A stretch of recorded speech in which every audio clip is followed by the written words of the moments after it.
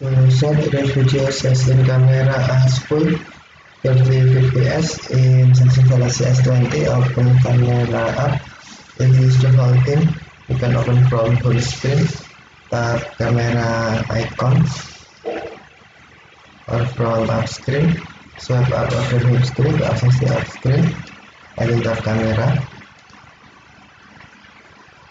Tap more icon, settings icon, and then scroll down.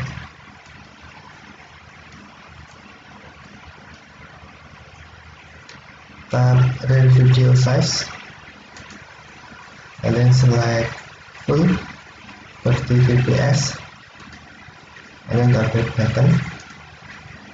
Now real video size set as full 30 fps. Okay, thank you for watching. Have a nice day.